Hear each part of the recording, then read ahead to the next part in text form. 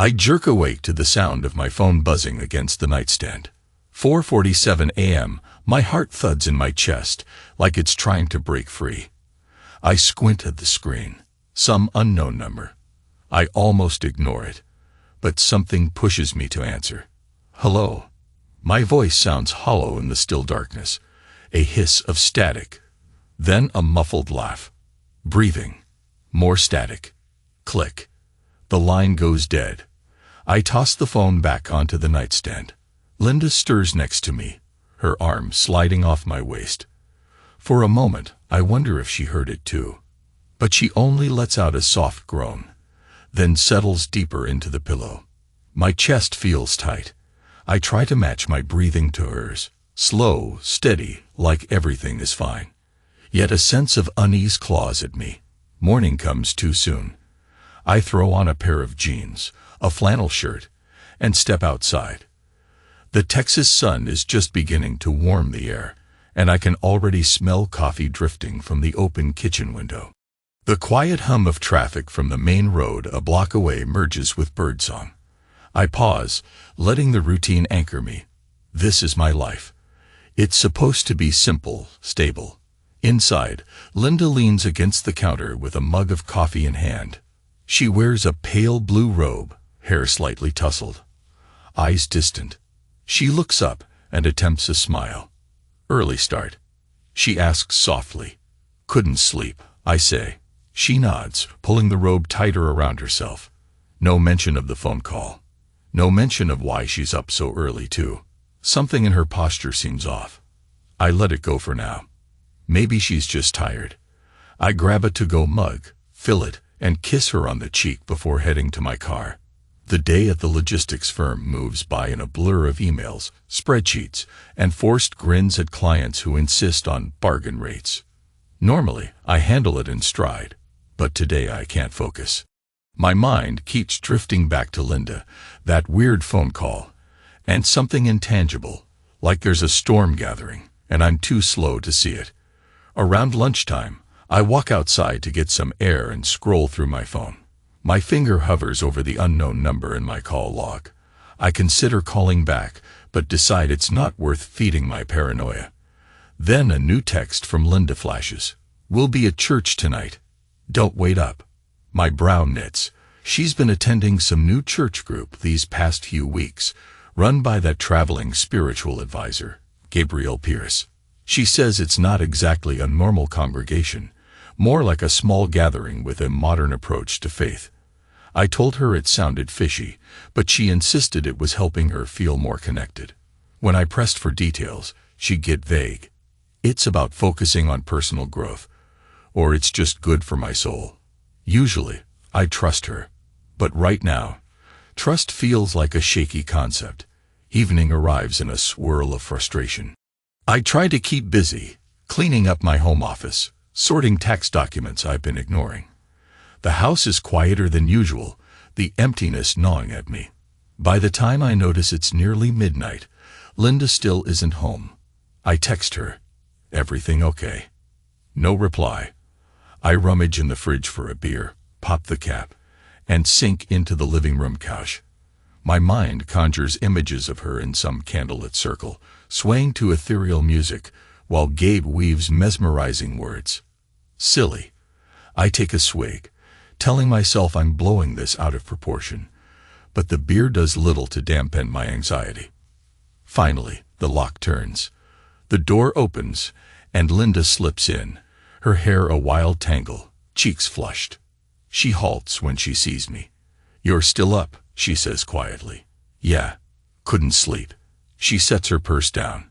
Something about the way she avoids eye contact sets off alarm bells. I notice a faint trace of lipsticks smeared at the corner of her mouth, like she wiped it hastily. How was church? I ask, trying to keep my tone neutral. She shrugs, stepping out of her heels. It was intense. Gabe delivered a powerful talk about personal liberation. We stayed late for a group reflection. Group reflection till midnight. Her gaze flicks to mine. There's a flicker of guilt, or maybe annoyance. Yes, is that so impossible to believe? I open my mouth to respond, but nothing emerges. She brushes past me, heading down the hallway.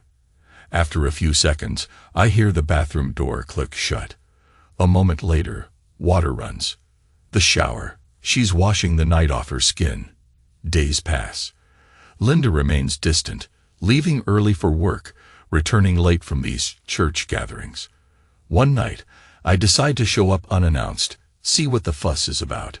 The building is actually a renovated warehouse on the outskirts of town. Soft lights glow behind frosted glass windows. I park in a corner spot and wait, engine idling. People trickle out in pairs or small groups, chatting excitedly. They look like they've been given a dose of pure hope. Among them is Gabe Pierce, tall, commanding presence, wearing a fitted blazer over a black shirt. He laughs, places a hand on someone's shoulder in a gesture of reassurance. I stiffen at the sight of him. He radiates easy confidence, like he's got the whole world at his feet. I keep watching. Linda steps out last, alone, until Gabe catches up with her. He leans in close, his hand at her elbow, guiding her away from the others. They stand beneath a street lamp, silhouettes in the dim light. She lifts her face toward him, and I see him brush a strand of hair from her cheek. That small intimacy, like they share a private secret, twists my gut. I clench the steering wheel, half tempted to storm out and demand answers. But something holds me back. A fear that what I discover is worse than my darkest suspicions. They talk for a few minutes, then she hugs him. It looks more than friendly, but I can't be sure. My breath quickens, my mind spinning. I stay in the car, feeling like a coward, not ready to face the truth. When Linda arrives home that night, she mutters a vague explanation. We stayed behind to discuss next week's service. I don't challenge her. Part of me wants to scream. Don't lie to me. Another part just wants to keep the peace. Our conversation fizzles. She goes to bed early, leaving me alone with my churning thoughts. The next Sunday, Gabe himself shows up at our doorstep. A casual visit, or so he claims. He's holding a tray of muffins, smiling wide. "Morning, Mike," he says, offering his hand. "I wanted to share some fellowship with you. Linda always speaks so highly of you, but we haven't had a proper chat." My skin crawls. There's something practiced in his voice, a calculated warmth. Linda beams at him, taking the muffins. "That's so sweet of you, Gabe." I force a polite smile. "Well, come on in." He steps inside, glancing around as if appraising our home. Linda leads him to the kitchen, pulling out plates and coffee cups. Gabe moves closer to me, lowering his voice. "I've been meaning to talk to you about church membership. Linda's found a new sense of purpose with us, you know. Sometimes it's best when both partners share that journey." His words are laced with gentle admonishment, as if implying I'm failing her spiritually. My jaw tightens. I appreciate the offer, but I'm plenty spiritual in my own way. "Of course," he says, raising his hands in a conciliatory gesture. "But from what Linda's told me, I sense a tension in this household. Could be that you're restricting her growth." Restricting her growth. The phrase stings. Linda's rummaging in a cabinet, either oblivious or pretending not to hear. "I take care of my wife," I say evenly. "She's free to do as she pleases." He nods, that patronizing smile lingering. Then Linda sets the muffins on the table and begs Gabe to try one of her homemade jams. Their eyes meet in an intimate little moment, and a cold dread settles in my bones. After he leaves, I stand on the porch, trying to shake off the encounter. Linda says nothing about it, just busies herself with chores. But the silence between us is loaded. That night, I pace the living room, unable to sleep. I don't know what I'm hunting for, but my eyes dart from the framed wedding photos on the mantel to the faint reflection of my own haggard face in the window. I'm searching for reassurance that my world is still intact. My phone buzzes again, an unknown number. This time I answer with barely restrained anger. "You keep calling." I hiss. "Who is this?" A low chuckle, then a whisper. "Your wife is with me." Click. My vision tunnels. My heart pounds so loud I swear it'll burst out of my chest. The phone slips from my fingers. I scramble to call Linda. It goes straight to voicemail. I dial again. Same result. My hands shake as I grab my car keys. I speed through the suburban streets, tires screeching at every turn. My mind conjures all kinds of images. Linda pressed against Gabe in some parked car, or maybe they're at that warehouse, lost in shadows. Another image flares, a memory of her parted lips when I first kissed her years ago. Now she might be giving that same tenderness to a man I can't stand. I arrive at the warehouse, but it's locked, deserted. No lights, no sign of her car. My phone rings. The same unknown number. I answer, breath ragged. "Looking for us," says the voice. Gabe. Mocking. "She's safe here, Mike." I let out a strangled yell. "Where?" He hangs up again. I want to smash my phone. Instead, I fumble toward the side of the building, peering into dusty windows. Nothing. Around back, I spot a dim glow from an office. The door's propped open by a wooden wedge. My pulse hammers. I enter a cramped hallway. My boots echo on the concrete floor as I pass stacked chairs and old supply boxes. The faint light flickers beneath a door at the end. Cautiously, I push it open. They're there, Linda and Gabe. I stop in my tracks. My stomach lurches. Gabe's shirt is unbuttoned, Linda's blouse half off her shoulder. Her hair's a tangled mess, cheeks flaming. I see them in the reflection of a tall mirror propped against the wall. She's facing the mirror, her body pressed against Gabe's, as if she can't get enough of him. My world shatters in an instant. I watch, frozen. Gabe kisses her neck, one hand on her waist. Linda moans softly, eyes half closed. It feels like I'm sinking in quicksand, slow, suffocating horror. My wife. His lips on her skin. My entire chest tightens. Adrenaline floods my veins. A floorboard creaks beneath my foot. They notice. Linda's eyes snap open. She gasps, tries to pull away, but Gabe keeps his hold for a moment. Then he releases her, stepping back with a cool grin. "You sick bastard," I whisper. My voice trembles. Linda grabs at her disheveled blouse. "Mike, this isn't." She can't finish her sentence. I lunge forward. Gabe lifts his hands, palms out. "Now, calm down," he says, like I'm the irrational one. I grab him by the collar. He doesn't resist much. He just stares right into my face, his breath hot against my cheek. Linda lets out a choked sob behind me. "How long?" I spit the words. He doesn't answer. A smug grin creeps across his features. "Does it matter?"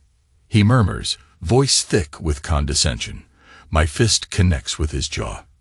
The impact jolts my arm. Linda screams. Gabe staggers, hand flying to his face. I stand there, chest heaving, fury pulsing like a drum in my head. For a wild second, I consider smashing his head into the concrete floor. Instead, I spin around to Linda. She's trembling, tears streaming down her face. But there's no hiding the flushed glow on her skin. She wipes her mouth. "Mike, I'm sorry." Her voice cracks. "I didn't mean. I never planned." Gabe laughs, wiping blood from his split lip. "You see, Mike, she came to me seeking spiritual guidance. Sometimes guidance leads to deeper connections." I explode again, but Linda steps between us, arms outstretched. "Stop. Enough." Her gaze darts from me to Gabe, panic swirling in her eyes. "Mike, let's just go home." "You seriously think I'm leaving you alone with him?" I hiss. She shakes her head, eyes glistening. "I never wanted you to find out like this." My chest tightens as I realize the enormity of this betrayal. The phone calls. The night she came home late. The half-lies about prayer sessions and reflection groups. My mind replays every missed sign. She tries to place a hand on my shoulder, but I shove it off. "Don't touch me." Silence swells. Then Gabe speaks, low and deliberate. "Mike, You're clinging to an illusion of a marriage that's already ended. Let Linda follow the path of light. You're only dragging her down. That smug sermonizing, right after he's been caught in the act with my wife. Something inside me snaps.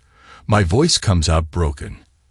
I swear, Gabe, you'll regret this. Linda inhales sharply. Let's just go home, she repeats, but it lacks conviction. Her eyes flit toward Gabe one last time, an echo of something I can't bear to name. I turn and walk out, fists clenched, head spinning. Linda hurries after me, calling my name. I don't wait for her. Outside, the night air hits me like a shock. She catches up, tears tracing hot paths down her cheeks. Please, Mike, let's talk, she pleads.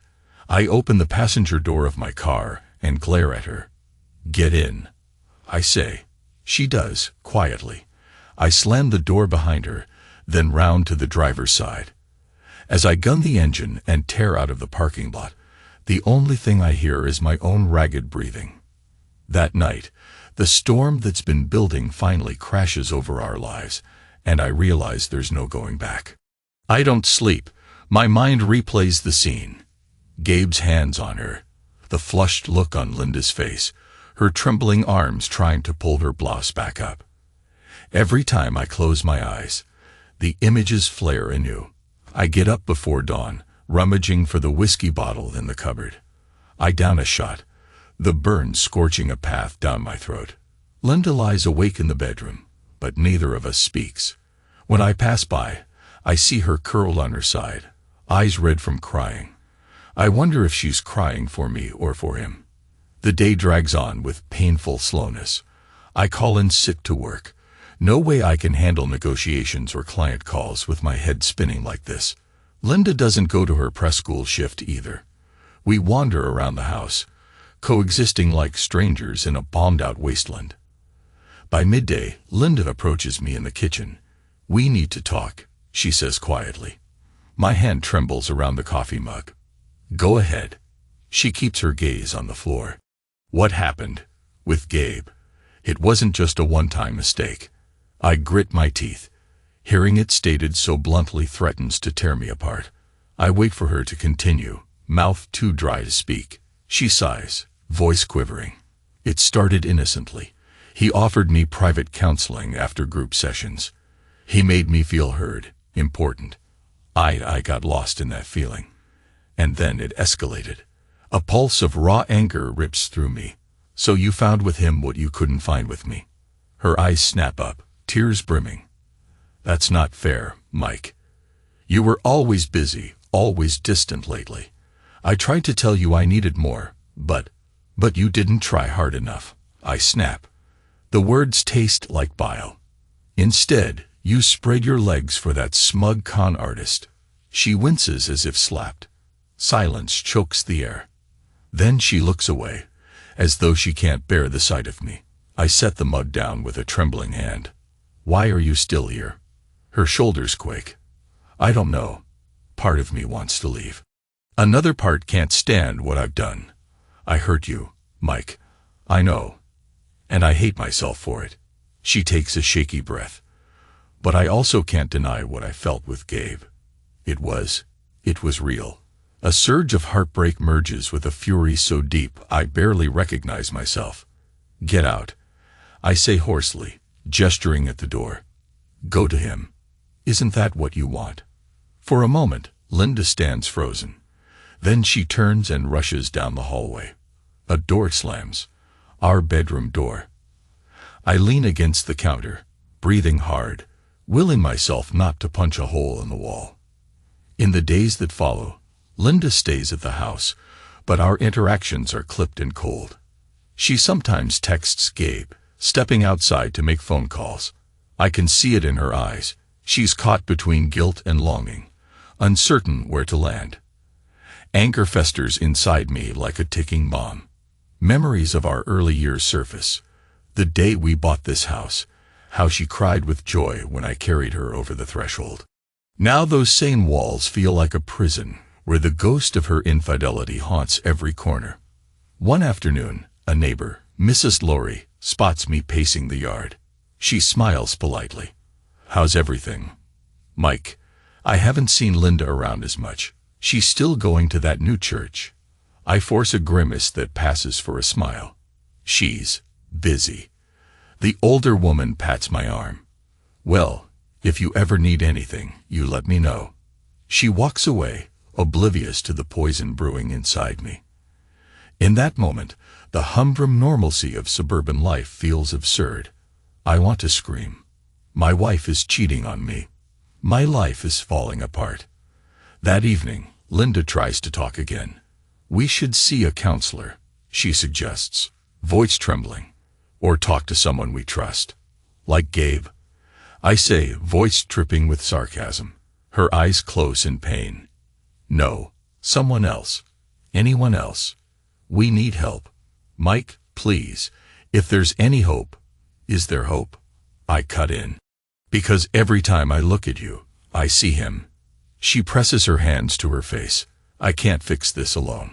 I glare at her, an ugly sneer twisting my mouth. "You know what I keep picturing. How he touched you. How you moaned. Every time you walked in late. Every phone call I couldn't trace. Every lie you told about staying for group reflection."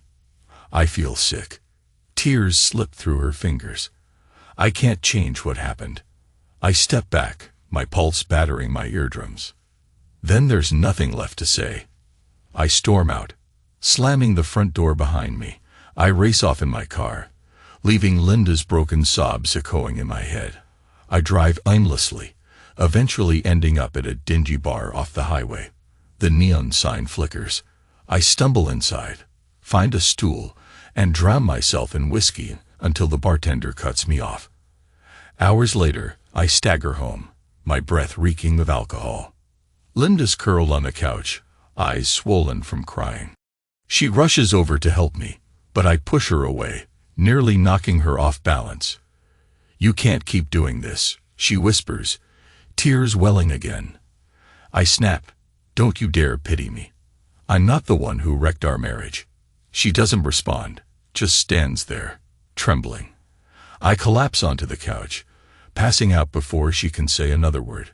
A new presence darkens my thoughts, a demon of sorts, urging me to make them both pay. Sometimes, in the dead of night, I imagine burning Gabe's warehouse to the ground, or confronting him in front of his adoring followers, exposing him as a hypocrite. But mere exposure feels insufficient. I want him to suffer, to feel the same stabbing betrayal he inflicted on me. Linda continues to slip in and out of my periphery like a ghost. We share a roof but little else. It's as if a cold, invisible wall separates us. She tries to speak, tries to repent, but I shut her down. The single word that reverberates in my head is revenge. Late one night, I finally text Gabe from a blocked number. "We need to talk. Face to face. Come to my house. Tomorrow." He replies within minutes, "I'll be there. Let's see if we can reach an understanding." An understanding. The arrogance. My lips curl into a grim smile. I glance toward the dark bedroom where Linda sleeps. She has no idea what tomorrow holds. In that moment, I realize I'm ready to cross a line I never thought I would. He arrives just after 8 p.m., stepping onto my porch with that self-assured stride. The sun has dipped below the horizon, casting shadows across the yard. I watch him from behind the curtains, my heart pounding. Behind me, Linda paces anxiously, wringing her hands. "Mike, I don't like this," she murmurs. "Why did you ask him here?" I stare at her, cold. "Because we all need to settle this." She looks ready to protest further, but I'm already striding toward the front door. I fling it open before he can knock. Gabe stands there, dressed in a neat button-down shirt, hairstyled to perfection. His gaze flicks to Linda behind me, then returns to my face. "Evening," he says, polite as ever. I step aside. "Come in." He enters, scanning the living room. The hint of tension creeps into his shoulders as he takes in the lack of warm lighting. Just a single lamp glows in the corner. Linda retreats to the far side of the room, arms crossed defensively over her chest. Gabe's eyes settle on mine. "So let's talk." I motion toward the couch. "Sit." He does, with a controlled posture, knees together, hands resting lightly on his thighs. Linda hovers near the fireplace. I remain standing, looking down at him. Even seated, he carries that aura of easy confidence, like he's about to deliver a sermon. "You've damaged my life," I begin, voice low. "And Linda's, and in some twisted way, maybe yours too." A small smile quirks at the corner of his mouth. "I understand your pain, Mike, but Linda is an adult with free will. She chose what we did. There's no real blame here." A flash of anger surges. My fists clench. "Is that so?" I lean forward. "You seduced her under the guise of spiritual counsel. That's manipulation, not free will." Linda flinches at my harsh tone. Gabe remains calm. "I offered her insight, guidance, emotional intimacy. If your marriage had been stronger, she might not have sought me out. But that's in the past now. Perhaps we can move forward if you accept that you both played a role." He's still trying to spread blame, act as though this is some moral lesson. My blood boils. I force a brittle laugh. "Move forward, huh? You want to keep seeing her. Carry on like it's no big deal." Linda winces, tears glistening in her eyes. "Mike, please." "No," I snarl. He needs to answer. Gabe exhales, as if speaking to a restless child. "I do care about Linda, but I never intended to destroy your marriage. Sometimes people connect deeply, spiritually. The body follows." "The body follows," I echo, my voice shaking with rage. "You have a way with words, Gabe. Let's see how you handle action." He starts to stand, confusion crossing his features, but I shove him back onto the couch. "Stay seated." Linda gasps, stepping toward me. "Mike, don't." I turn to her, a wildness in my eyes. "You said I was distant. Then let me show you up close just how I feel." Reaching into the drawer of the side table, I pull out a small revolver. Linda's scream lodges in her throat, eyes huge with terror. Gabe stiffens, color draining from his face. "Mike," Linda pleads, voice trembling. "Oh God, no. Put that away." I level the gun at Gabe. "You want to talk about free will? Let's see if you choose to keep that smug grin now." He lifts his hand slowly. "Calm down. You don't want to do this." Adrenaline surges through me, my heart hammering. For a moment, I see everything in stark clarity. His sweat beating at the temple, Linda's panicked expression, the quiet hum of the refrigerator in the background. "I warned you," I whisper. "You took everything from me. My trust, my dignity. Now I'm taking it back." I cock the hammer. Linda lurches forward, tears streaming. "No, you'll ruin your life, Mike." She grabs my arm, trying to push it down. "Don't do this." But the demon in me has been unleashed. I shove her away. She stumbles, hitting the floor with a cry. Gabe lunges for me, desperation in his eyes. A shot rings out, deafening in the enclosed space. Gabe staggers back, a look of stunned disbelief. Blood seeps through his shirt. Linda screams, scrambling to Gabe's side, pressing trembling hands to his wound. My own breath comes ragged, pulse pounding in my ears. Part of me can't believe what I've done. Another part feels a savage satisfaction. Gabe coughs, gasping, eyes wide. He tries to speak, but blood bubbles on his lips. Linda's shrieking, "Oh God, oh God, oh God," over and over, pressing her hands to his chest. I stand there, arms numb, gun still raised. Then she whirls on me, her face twisted with horror. "Call an ambulance. Help him." My gaze drops to her tear-streaked cheeks, then to Gabe's contorted expression of pain. "He doesn't deserve help," I mutter, voice shaking. "Please," Linda begs, "you can't just let him die." I stare at her, the woman who was once my wife in every sense. Now she kneels beside a dying man she betrayed me with. Something inside me snaps again, maybe a last shred of compassion. I grab my phone, punch in 911, my hands unsteady. In a blur, the paramedics arrive, flooding the house with red and blue lights. Linda sobs uncontrollably as they lift Gabe onto a stretcher, hooking up IVs, pressing gauze to the wound. He's unconscious by then, drifting in a sea of pain. An officer steps forward, gun already drawn. "Drop your weapon." I place the revolver on the floor, raising my hands. The mania drains from me, replaced by a cold hollowness. Linda is hysterical, trying to follow the gurney out. They block her, telling her to step aside. She watches as Gabe is rushed into the ambulance, tears streaming down her face. The officer pulls my arms behind my back, snapping on handcuffs. Another cop corners Linda, questions spilling out. The room spins.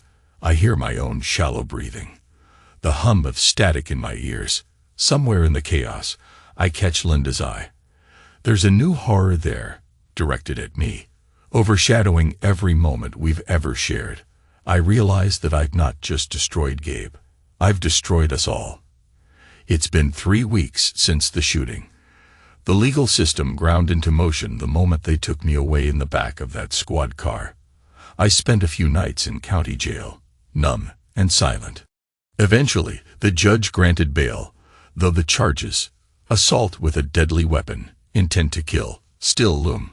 My lawyer says there's a chance of self-defense if Gabe lives, and the details get murky, but I'm not optimistic. The day after I'm released, I come home to a vacant house. Linda's gone. She left a note on the kitchen table, scrawled in trembling handwriting. "I can't stay here anymore. I'm staying with a friend. Please don't try to find me. I'm sorry for everything. Linda." I stare at the note until the words blur. A faint sense of relief mingles with the ache. This house echoes with ghosts. Part of me is glad she's out of sight, though it tears at me that I pushed her so far. I make a pot of coffee I don't really want, then sit at the kitchen counter, gazing at the emptiness. The door to our bedroom stands open, showing a half-made bed, scattered pillows. My wedding photo is still on the dresser, mocking me. She didn't take it. Maybe she doesn't want to remember, or maybe she can't face it.